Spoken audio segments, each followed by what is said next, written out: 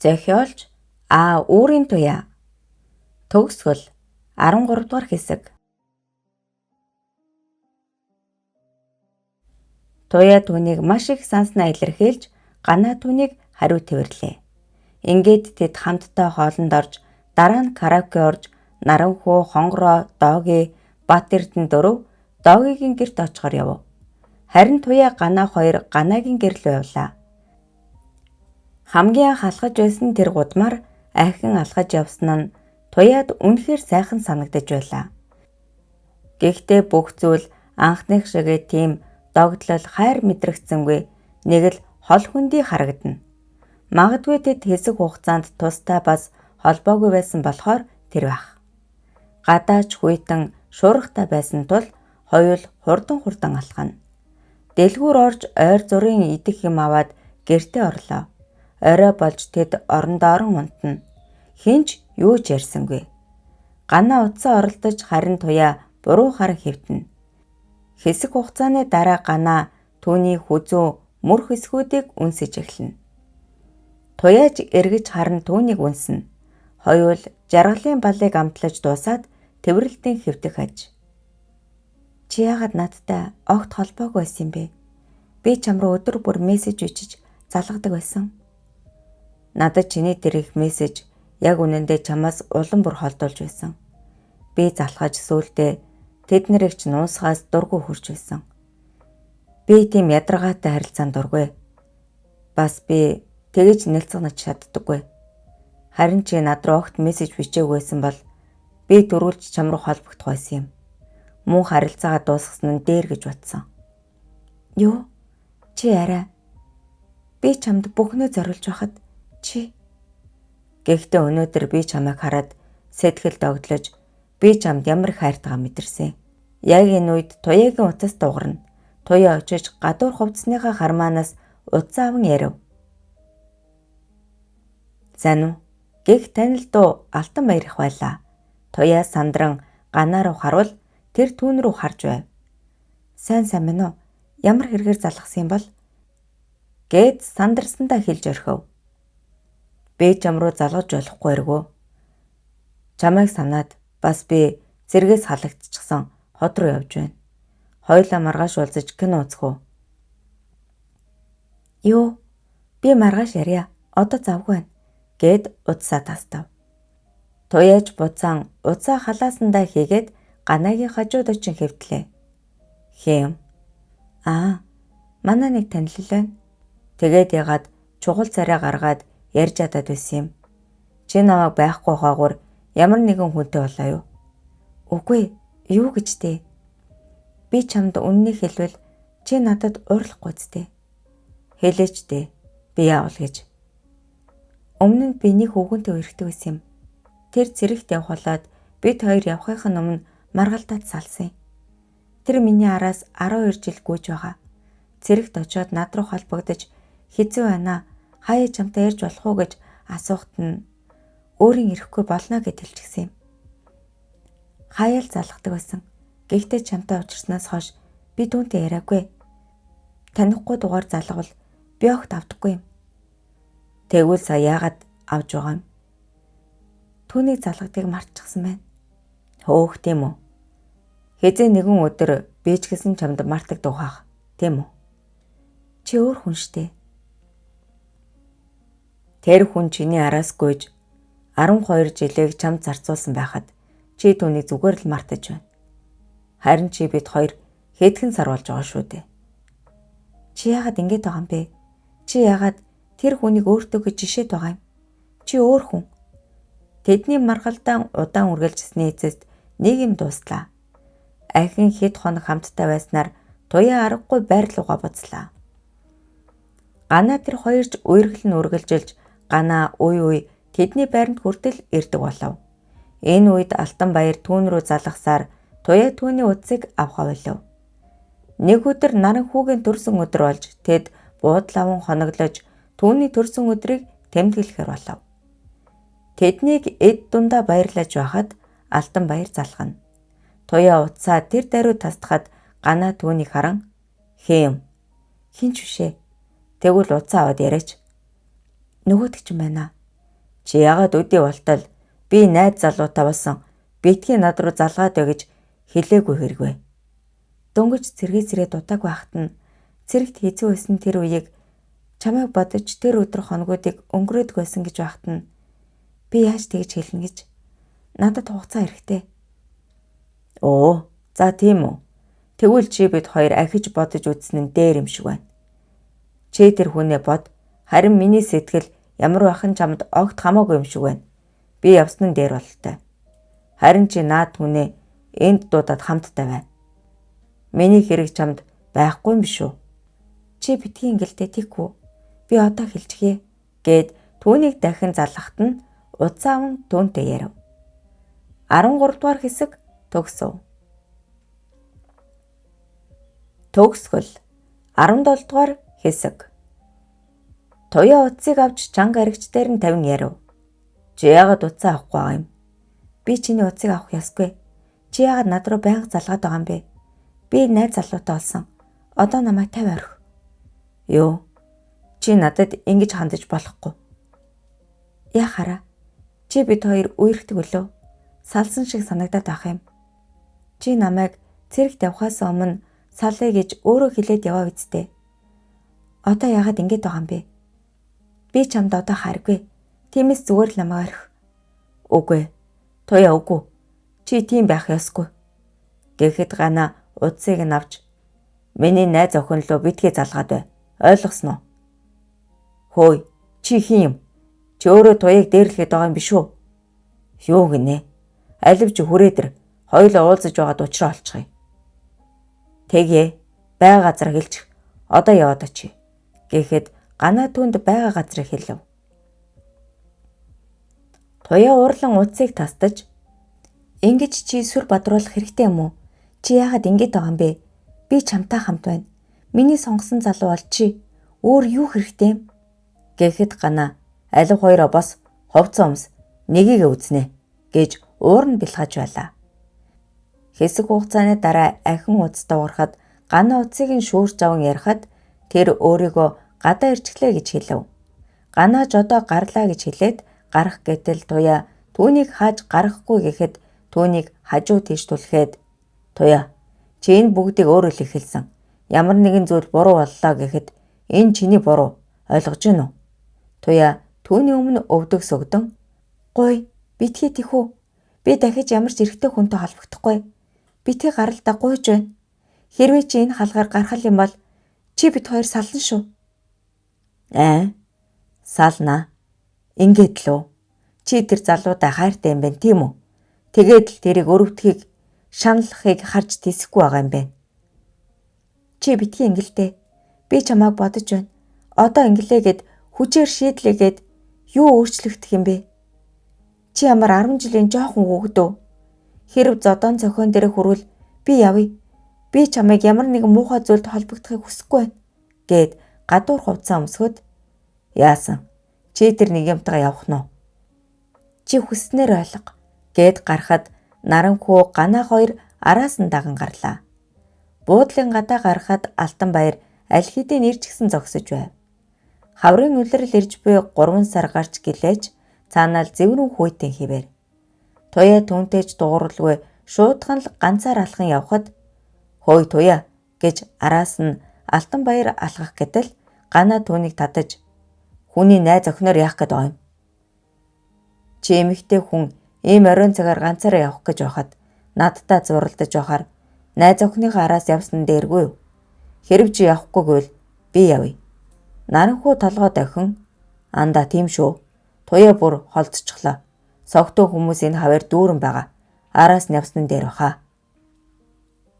Чи яг хим? Яагаад туяагаа салж өгөхгүй байгаа юм бэ? Би буруу боджээ. Түүнийг хайрлаж байгаа гэд цэрэгт явхаас өмнө салчихсан юм. Би үнэн тэнэг байгааз. Би зүгээр л түүнийг хайрлаад л байж байх ёстой байсан байна лээ. Би л туяад хайртай болохоос биш. Туяагийн зүрхэнд чи байдаг бололтой. Би одоо та хоёрын урдуур гарч ирэхгүй. Гэхдээ туяа маш сайн охин шүү. Би түүнийг багаас нь мэднэ. Надаас өөр эр хүн огт байхгүй. За амжилт хүсье. Гэд мөрөн дээр нь гараараа зөөлөн тавшаад алхлаа. Ганаач дахин үг дуурсангүй. Үнэхээр Туяа энэ хүнтэй холбоогүй юм байна шүү дээ. Угаасаа Туяа шиг ийм гинэн зайлгаан охин хүнд муухай үг хэлж сэтгэлийг зовоож зүрхэлдэггүй. Тэгээд л дөнгөж цэргээс ирчихсэн байхад нь муухай зан гаргаад яах вэ гэж бодсон хэрэг. Чийгэж тэнийг толгой бушуухан найз охиноо олж ирээч. За би л орлоо хүйтэн байна. Хонгороогоо тэрч дулаацах минь гэд инээмсэглэн дотгош орлоо. Ганаач Туяагийн араас гүн очлоо. Туяач түүнийг ирэх баха гэж найдсан юм шиг удаан алхана. Түүний ард дэрэн зогсоод "Хөөе муухай штэ охин. Найз залууч нь дараад байна. Ирж тэрж өгөөд дулаацуулахгүй мó?" Гэхэд Туяа инээгээд эргэж гарсангүй урагш алхана. "Хөөе би эндээ цасан хүү бишээ.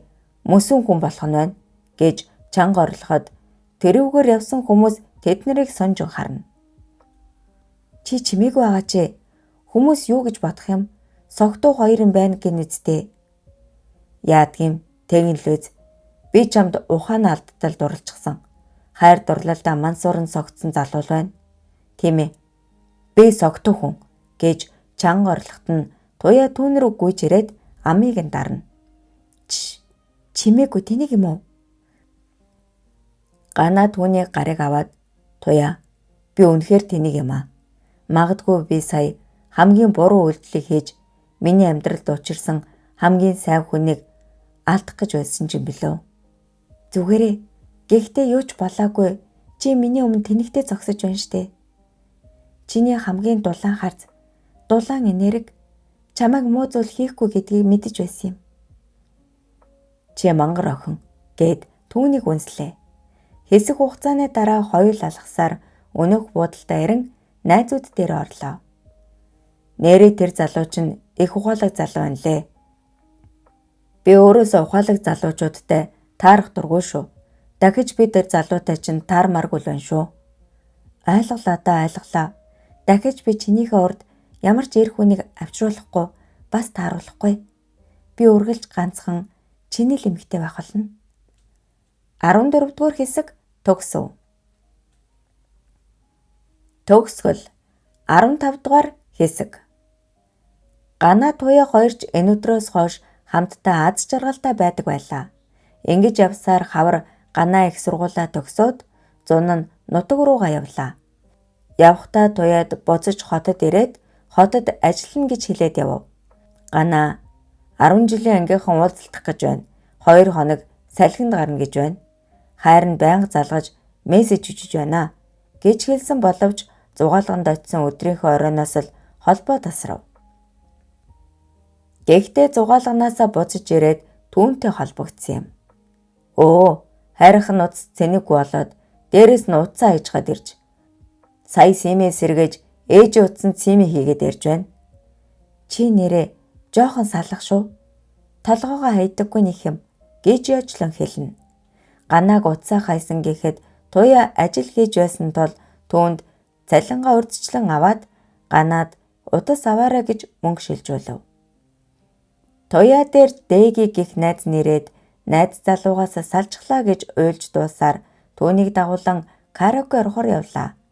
Тэр хоёрт хоёуланд нь мөнгө бага байсан тул нийтийн караоке орох болов. Тогтох гэх залуутай караокед танилцав. Тогтох болон түүний найз Туяа Дэги нар танилцах хэдий ч Туяа түүнд нүүр өгсөнгүй. Мөн тэнд сууж байсан хэдэн хичээл насны ах нарч мөн Туяаг эргүүлж байсан учраас аргагүй эрхэнд тогтох болон түүний найзтай гарч явлаа. Гараад л тэр хоёроос зугтана гэж бодож байсан ч найз нь нилээн согтсон тул аргагүй эрхэнд тэдэнтэй хамт явлаа. Тогтох Туяаг хаажмаар байна гэхэд нь хоол идмээр байна гэд хэлчихв. Яг үнэндээ тогтох тогооч байсан тул өөрийн ажилдаг газар руугаа дагуулan явв. Ингээд л өглөө болтол тэнд үргэлжлүүлэн ууж хоол идцгэн.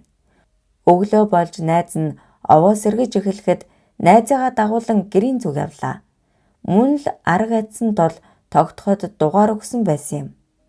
Түүнийг залгахад тэр утсаа авахгүй мессежэнд нь хариуж өгсөнгүй. Наадмын дараа Ганаа хотод эргэн ирлээ. Туяатай хамт байр түрээслэн амьдарч эхлэв. хотод сургуульд биеийн тамирын багшаар ажиллах гээд хэд хэдэн газар анкет өгсөн байв. Харин түүнд ажил олдсонгүй. 8 сар гарч эхлэхэд туяад нэгэн чат ирсэн юм. Танихгүй нэгэн эмэгтэйгээс "Сайн байна уу? Ганагийн найз охин мөн биз дээ? Би түүний ангийнхан охин байна. Ганаа утсаа авахгүй, мессежинд хариу өгөхгүй байгаа учраас чам руу чат бичгээр шийдсэн юм. Ганаа бид хоёр сая 6 сард ангийн уулзалтан дээр бид унтчихсан юм. Хэн маань согтуу байсан ч гэсэн Ганаа бид хоёр урд нь бие биедээ сэтгэлдээ мөн үерхэж байсан учраас бие барьж чадаагүй. Маргааш нь Ганаа надтай маш муухай харьцсан. Дахиж намайг хармааргүй байна гэсэн. Үнэхээр холбоогүй байя гэж түүнд гомдож байсан ч би 10 хоногийн өмнө өөрийгөө жирэмсэн гэдгийг мэдлээ. Би энэ хүүхдийг ахуулмааргүй байна. Гэтэл Ганаа шууд ахуул гэсэн. Ингэж болохгүй зү. Чи эмэгтэй хүн байна. Намайг ойлгоод түүнийг над руу явуулаад өгөөч. Би гуйж байна. Би эцэггүй хүүхэд өсгмөөргүй байна. Бас би анхныхаа хүүхдийг ахуулмааргүй байна. Надад туслаач гэсэн маш хүнд чат ирсэн байлаа. Тэр үг бүрийг нь нулимстай уншиж дууслаа. Бүхнээ зориуж үлдсэн амьдралдаа зөвхөн чи бид хоёр л туулах болно гэж бие биедээ амлалт өгч байсан. Үлдсэн амьдралаа түүнтэй хамт байгаагаар төсөөлж байхад тийм хийж боломгүй алдаа гаргасанд тэр маш их гомдож байлаа. Туяаж ажил дээрээ байсан тул хариуцж байсан хүнээсээ чөлөө аван гэртээ очив. Түүнийг очиход Ганаа байсангүй. Түүнээс хаана байгааг нь асуухад нэг газар анкет өгчгөөд явж байна. Одоо харлаа гэх нь юу ч мдээгүй хүн мэт байв. Туяаж түүнийг ирэх хүртэл нулимс нурссаар Ганааг яг эрхийн өмнөхөн тэр нүур авган бас бодож үсээ янзлаад түүнийг хүлээн суулаа. Ганаач түүнд дуртай амттан чипс, эрзэнэн чихэр хоёрыг нь барин инээмсэглэн орж ирлээ. Туяаж мөн түүн рүү инээмсэглээд "Чи хүрээд ирв үү? Нааш ойртоо цочих" гэхэд Ганаа түүн рүү очин духан дээр нүнсээд өмнө нь завлан сов. "Чамд надад хэлэх зүйл байгаа юу?" гэхэд Ганаа инээмсэглсэн хэвээр "Үгүй" гэхэд "Би чамд хайртай. Би үлдсэн амьдралаа чамаар л төсөөлдөг байсан." "Тэгэхээр Ганаа, энэ чиний хувьд сэргэслүүд чинь байгаа. Чи явдаа" гэхэд тэр гайхаж "Юу? Чи одоо яагаад байгаа юм бэ?" гэж уурлангуй хэлэхэд "Би бүгдийг мэдсэн. Чи тэр Цаяагийн охиныг тань нэзтэй" гэхэд саяхан л ууртай байсан царай өөрчлөгдөн "Хараа. Гуй битгий ингэж. Би чамд хайртай. Тэр бол согтуугийн алдаа. Би чамд л хайртай" гэж түүнийг үнсэн тэрвэрнэ. "Үгүй дээ. Чи надад хайртайсан бол тийм зүйл хийх ёсгүй. Согтуу. Хүн согтуудаа харин ч сэтгэл дотроо нууж байсан үнэн зүйлээ л гаргадаг. Тэгээд ч чамайг хүчлээг үздэй. Тиймээс чи дурандаа л хувцас тайлсан." "Үгүй. Үгүй.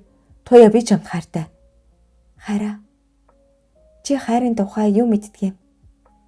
Чи миний төрсөн өдрөөр надтай хамт байж үтсэн билүү? Чи бид хоёр үерхэд 8 сар болж байна. Гэхдээ надад чиний өгч байсан зүйл хэд, харин би чамд өгч байсан зүйл бас хэд байгаа үлээ. Одоо болно. Яг одоо энэ гэрээс яв. Хэдий миний гэр биш ч гэсэн би түрээсээ мөнгөийг нь төлдөг юм. Тиймээс би чамайг хөөх хэрэгтэй" гэж уурлан түүний бүх зүйлийг хаалгаар гаргаж хидээд Ганааг мөн түлхэж гаргаад хаалгаа дотроос нь дүгжлээ. 15 дугаар хэсэг төгсөв.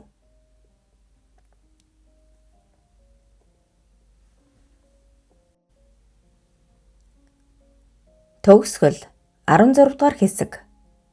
Хаалга хаагдсан ч тэр явсангүй. "Хоёул ярилцъя, гуйж байна. Хаалга нээчих туяа" гэж дуудан хаалгыг нь цохино. Харин туяа түүний гармагц нулимс нь асгаран урсна.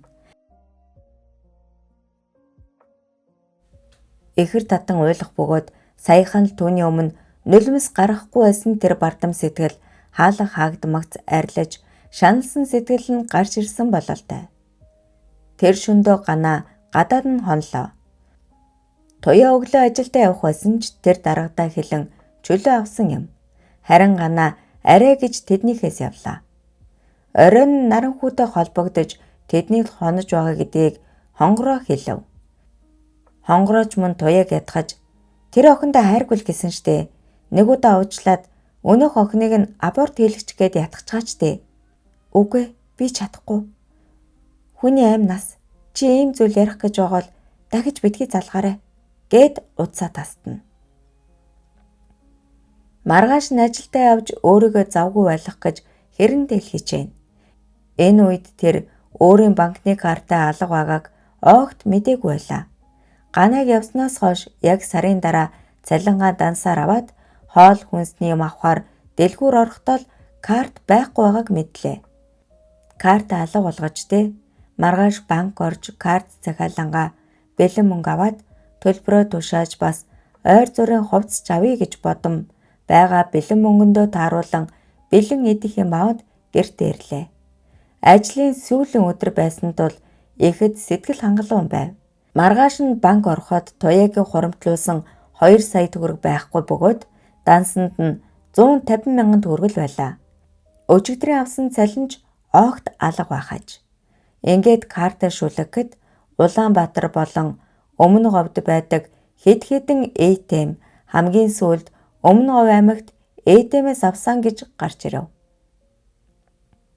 Өөрийнх нь картыг Гана авчихсан байсныг мөн зунжин ажиллаж хуримтлуулсан мөнгийг нь тэр хүн авчихсан гэхэд үнэхээр итгэж ядна. Ингээд л аргагүй нэрхэнд Ганатай холбогдлоо. Тийм ээ. Уучлаарай. Би авчихсан юм. Би ажилд орсон. Тиймээс цалингаа авч эхлэхээр чамд мөнгийг ч нөгнөө. Нөгөө надтай унтсан гэдээсэн охинд мөнгө өгч байж хүүхдийг нь авахулсан. Би төлбөрийг чинь олцоход чам дээр очноо гэж хэлэхэд хэрэггүй. Тэр чигээрээ зайлж үз. Чи надад дахиж харагдах хэрэггүй. Мөнгөөч гэсэн битгий өг. Хэрв дахин харагдвал би чамайг цагдаад өгнө шүү гэж хэлээд удсаа таслалаа. Үнэхээр л дээшээ тэнгэр хол доошоо газар хадуу санагдана. Өнөө маргаашгүй сургууль норох гээд байхад төлбөр байхгүй, юу ч түнд алга. Ээжтэй хэлж мөнгө авна гэхээс санаа зовмоор. Сургуулийн албатайгаа уулзаж яваа дундаа төлбөрөө тушаагаад одоо хичээл сонголтоо хийж болох уу гэхэд зөвшөөрсөнгүй. Аргагүйдан семестрийн чөлөө авлаа. Үргэлжлүүлэн ажиллаа хийхээр болов. Тэр оройно найз дээгий Аривка хоёртойгоо уулзан гадуур гарав. Анх удаа тасартлаа согтож гэртээ ирэв.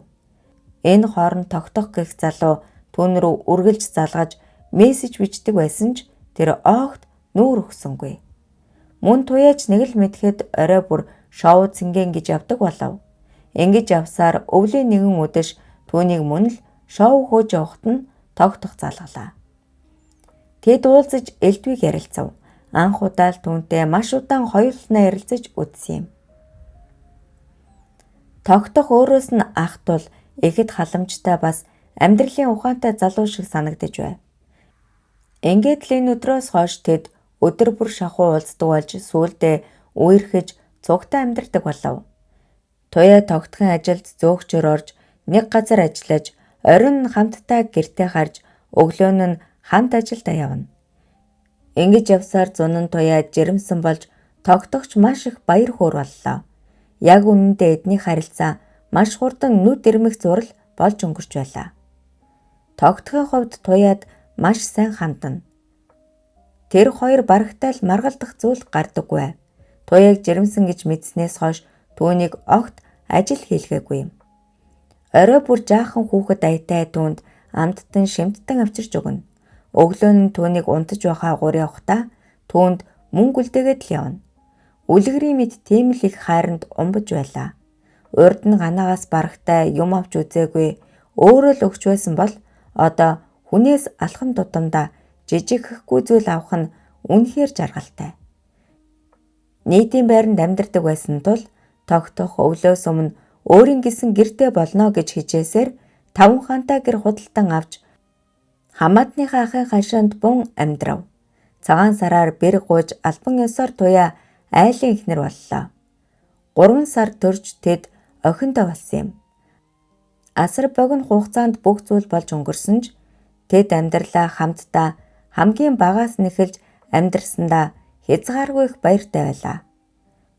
Тогтох ажилдаа явж ирээд л охиноо асрахад нь туслана. Туяагийн мөрөөдөж байсан тэр нэгэн энгийн амьдрал хизээж ирээдүгээ хамтдаа төсөөлж байгаагүй тэр хүнтэй болж байгаад өөрөө ч хаяа гайхна. Гэхдээ л түүний амьдрал үнэхээр их аз жаргалтай байлаа. Нэг өдөр хоёулаа ярьж тохиролцсон охиноо туяагийн ээжэд харуулад өөртөө хамтдаа ажил хийж өөртөө гисэн хашаатай болъё гэж төлөвлөв. Угаас сүм муутай байсан учраас хөхөн ширгэж угждаг байсан юм.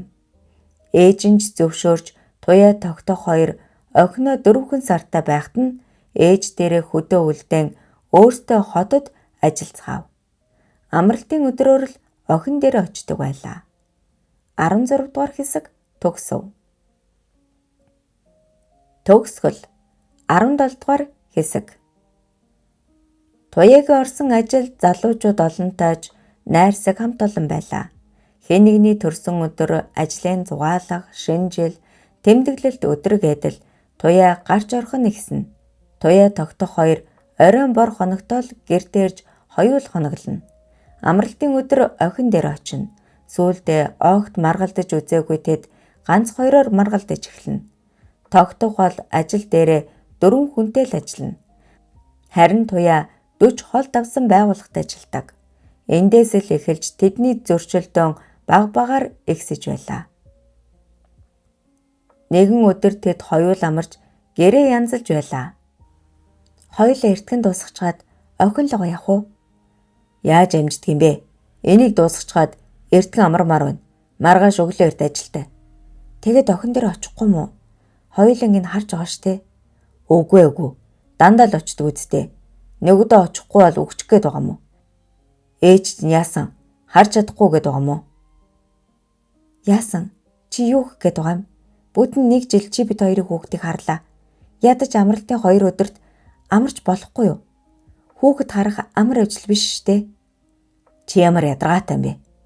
Чи явал да. Би гэрээ янзалчихъя. Чи ямар энэ гэрээг гэр орно гэж боддог биш. Шөнө ирж унтсан болоод өглөө гардаг үсттэй. Чи наад үгээрээ юу гэж хэлэх гээд байгаа юм? Би адилхан ажиллаж байна. Тарж ирсээр байтал ийм цаг болж байгаа үсттэй. Би хичээгээд байгаа юм шүү. Чи охиноо санахгүй байгаа юм байна тийм үү? Охиныг ээж ганцаараа харах ёстой биш шүү. Яасан лайтай юм бэ? Гэснээ бүдүүн ос барьж байснаар туяаг нүүр толгой хэсэг рүү нь шавхуурдаж орхив. Туяа уйлж чи одоо бүр надад гар хүрдэг болсноо. Чи анх ажил хийчих бүх цалингаа чи өөртөө л зарцуул гэдэг байсан. Харин одоо чи өөрийгөө хардаа. Миний цалин, миний данс, миний юу авсан бүх зүйлийг тагнана, шалгана. Өөртөө авсан бүх зүйлийг минь яах гэж авсан юм? Энийний оронд охиндоо юм авахгүй яасан юм?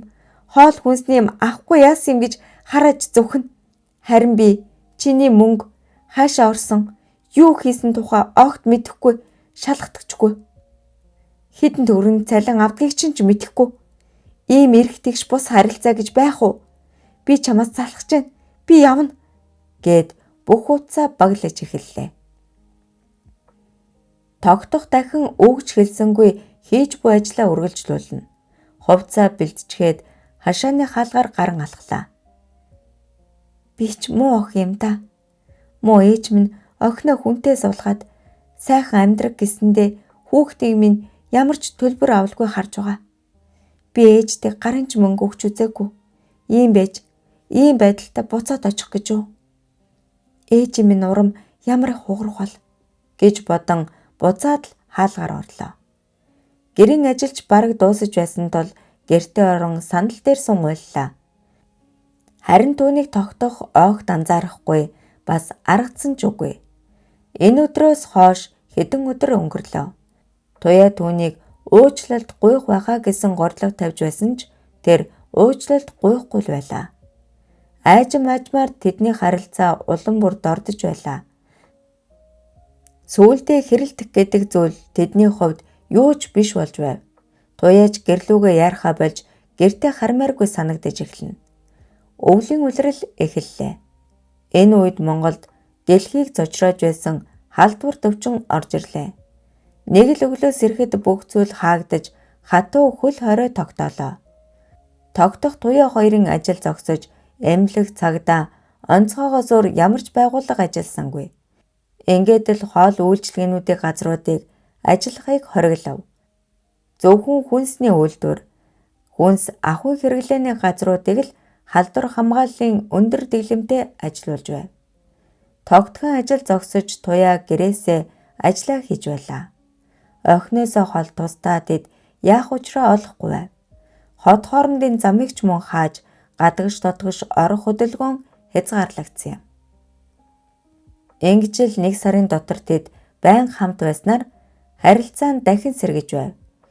Шинжилгээ авч хот руу орох гарах хөдөлгөөнд зохицуулалт хийснээр охиноо тэд дүүтэйгээ авчирч чадлаа. Ээж нь ч мөн араас нь ирж ээлжийн ажил хийж байсан юм. Тогтох анхудаа л хадмуудтайгаа энэ олон хугацаанд амьдарч үтсэн юм. Хэдэн сар өнгөрөхөд арай дээрдэж хөл хорой суларч байв. Туяа хөл хоройны үеэрч ажиллаж байсан тул цалингийн зээл авч тэд хашаа байшингийн урьдчилгаа хийгээд хашаа байшинд орлоо. Энэ үйл явдал болсноос хойш тогтох хаяада туяад гар хүрдэг болов. Нэг удаа ухаан алдтал нь зодож хүртэл байсан юм.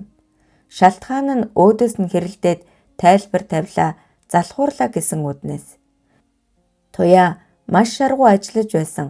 Орой ирээд хоолоо хийдэгч түүний хоолыг голж хүүхдээ тэгсэнгүй ингэсэнгүй, гэрийн ажлаа олигтой хийсэнгүй, арчаагүй новш чи ингэж амьдарч яадгийм гэж хүртэл хэлнэ. Дандаа өмнөх эгс мөнгө төгрөг өгсөн гэд тэрийг нь сөхөж хэрүүл хийдэг болов. Туяа түүнд нарийн ширийн юм ярихаас ч сүүлдээ санаан зовдөг байлаа. Нэг л мэдхэд тэр өөрийгөө ч танихааргүй болтлоо таргалсан байв. Тогтхон үг үйлдэл бүрээс айж өөрийгөө муу явахыг харуулахгүй тулд зарим нэгэн зүйлийг хүртэл нуудаг болов. Гэвч туяад нэг саад тохиолдсон нь борлуулалтын менежер хийж байх хугацаанд хөл хоройны үеэр борлуулалтын маш их алдангад орсон юм. Хугацаанд дууссан бүтээгдэхүүн асар их болж өнөөх бүтээгдэхүүнээ өөр дээрээ авч байсан юм. Учир нь компани огт буцаалт авдаггүй байлаа. Ингэж явсаар ажлаасаа өөрийн хүсэлтээр гарлаа. 17 дугаар хэсэг төгсөв. Төгсгөл. Төгсгөлийн 18 дугаар хэсэг. Гэвч нэгэн сайн ажилчнаа алдсан тэд түүн дээр авч чадаагүй авлага өрөө бүгдийг нь туяа дээр тохож орхилоо. Туяа өөр ажилд орсон ч түүний хэл ам араас нь салсангүй. Түүнд нэгэн нэхэмжлэл ирсэн хуучин компани түүнээс 6 сая төгрөг нэхэмжилсэн байв. Эхэндээ туяа эсэргүүцэж уурлаж өгөхгүй гэхэд тогтох руу залгаж хэлсэн байв. Тогтогч түүн рүү уурлаж чи энэ их мөнгийг хаанаас аваад хаан зарцуулаад идээд уучихсан юм. Гэртээ авчирсан юмгүй ээж хаашаа гайтай хар навшвэ.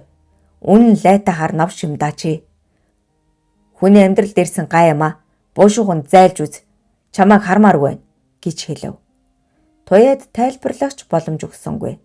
Арга ядан туяа хуучин газрынхаа удирдлагатай очиж уулзлаа. Миний буцаалт хийсэн бараа сайн л бол 1 сая төгрөг хүрэх байтал яагаад энэ их авлагыг надад тогтдог юм бэ? Энэ бүх газар чиний хариуцсан газар. Гэтэл эднэр огт тооцоо мөнгө өгөхгүй. Зарим нь бүр чамайг ирээд авсан гэж байна. Юу? За арайч тээ. Би тийм юм хийхгүй. Нөгөө хүмүүс нь чамайг авсан гэд гарын үсэг зурчихсан. Асуудал бүгд чиний эсрэг байна миний дөө. Туяа санаа алдан нулимсаа харчаад аха би энэ асуудлаас чинь болоод нөхөртөөгөө салах дээрээ тулаад байна. Та ядаж надад хугацаа өгч болохгүй гэж үү? Тэгээ би үүнийг чинь төлье. Гэхдээ сард баг багаар хий. За яах вэ? Чамайг бодоо зөвшөөрье.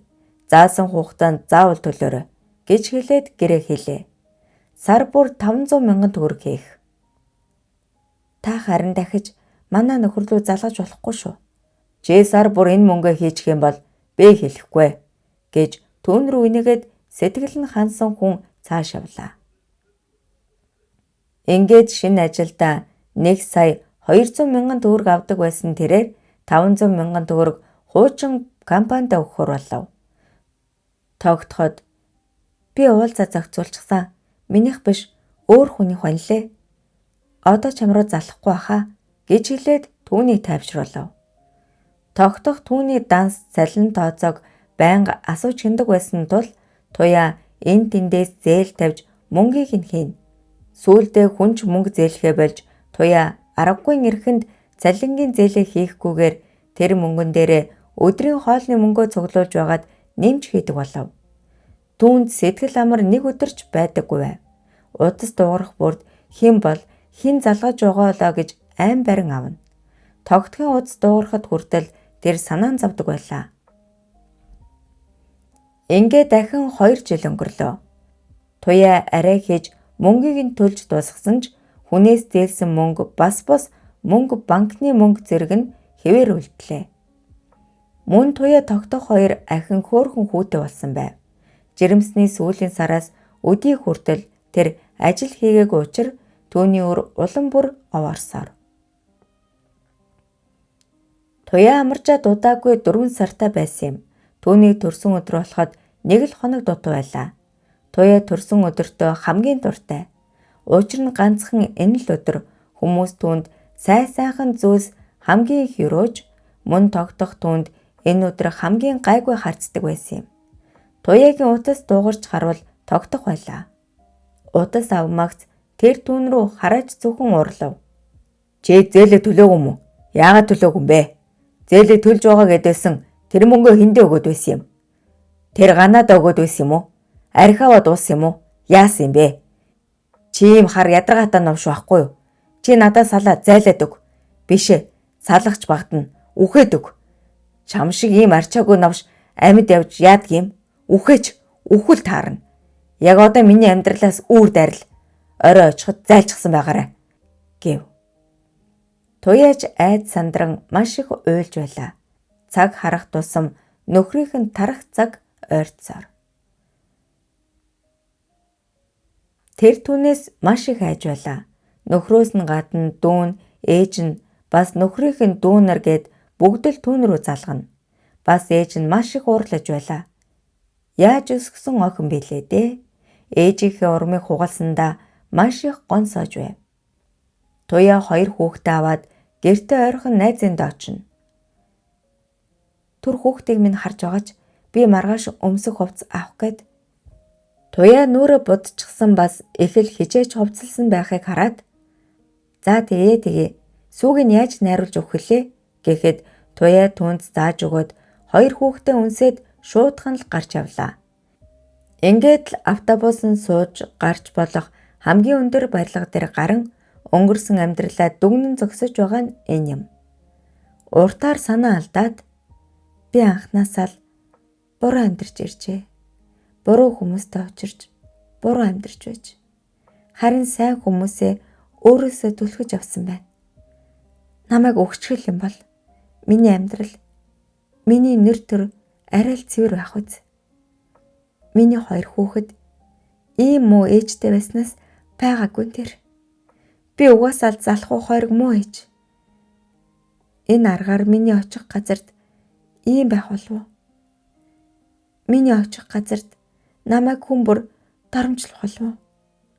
Мөн намайг өгчхүүл тогтох харамсах болов уу? Уйлах болов уу? Ямар байхыг нь харах юмсан. Ээж нь та хоёртой маш их хайртай шүү гэд богино амьсгаа аван өөрийгөө тавьжруулаад тэр дээвэр дээрээс үсрлээ. Түүнийг амиа хорлсон тухай мэдээлэл тогтох мөн ээжийнх нь утсанд дуудлага болон ирлээ. Найз нь туяаг ямар их удаж байна гэд утас руу залгахад цагдаа авав. Түүнд бодит байдлыг хэлэхэд тэр маш их гайхаж цочирдон хүлээж авлаа. Юу ч болоогүй юм шиг энийгэд гарч авсан хүн амиа хорлцсон байна гэхээр аргагүй зү. Харин 2 хүүхэд нь ээжийнхээ өөд болсныг ч мэдэх зүйлгүй тоглож, харин бага хүүхэд нь унтаж байлаа. Төгсөв. Хүний амьдрал маш богинохон. Хэн нэгэн юу ч туулж яваа юм бэлээ. Хүн хүндээ хайртай бас уурлахаас илүү учирлаж ярилцахыг илүүд үзээрэй. Зохиолч Үрийн туяа 2026 оны 3 сарын 8. Сайн мэцхан сонсогчдоо. За Чандамн Эрдэнэ гээд Стенүүн бичээч маань бичвэрийг оруулах хавцад нэг 20 үг хэллэг орсон гэдэг шалтгаанаар би бас дахиад 7 хоногийн хориг авсан. Тэгээд зохиолуудаа жоохон удаалаа. Тайлбар пост хэлбэрээр бичих ямарч боломжгүй байсан учраас та бүхэндээ мэдэгдэж чадсангүй. За тэгээд ажил амьдралынхаа хажуугаар ингээд ном уншаад явдаг учраас бас жоохон ажил ихтэй байлаа. Тэгээд амарч авах хугацаанд өдөр харгалзахгүйгээр ингээд өөрийнхөө боломжоор зохиолуудаа оруулаад явна. Цаашдаа зохиолчдын маань 20 үг хэллэгтээ бүх хэсгүүдийг хасгаас өөр ямарч арга байсангүй. Би хувьдаа бодохдоо за ингээд зөвшөөрөгдсөн байх магадaltaй гэсэн хэсгүүдийг би оруулаад зохиол айлуулахыг танахгүй хасахгүй бас бүрийн ихээр нь та бүхэндээ сонсохыг хичээсэн боловч тийм боломж надад бас байсангүй. За тэгээ тэрийг ойлгоорой. Мөн одоо би Rumble гэдэг аппликейшн дээр мөн хөтлөж байгаа. Тэрэн дээрээ би 20-той бүх хэсгүүдийг бүрэн ихээр ингээд оруулчихсан байгаа болохоор тийш ороод бүрэн ихээр нь сонсох сонирхолтой хүмүүс нь ороод сонирхоод сонсорой. Тэнд бол одоохондоо хориггүй байгаа. Нэгдээд удаагүй учраас одоохондоо хориг гэсэн юм бол аваагүй байна. Та бүхэндээ баяр наадмын мэд хүргэж амтсангүй. Тэгээд айлуулах боломжоор өөрөө зохиол уншаад явжсэн учраас за нэг юм жоохон завгүй байдлыг минь ойлгоорой. За тэгээ хотол олноороо та бүхэн минь сайхан надаарай. Сайхан баярлаарай. За түр баяртай.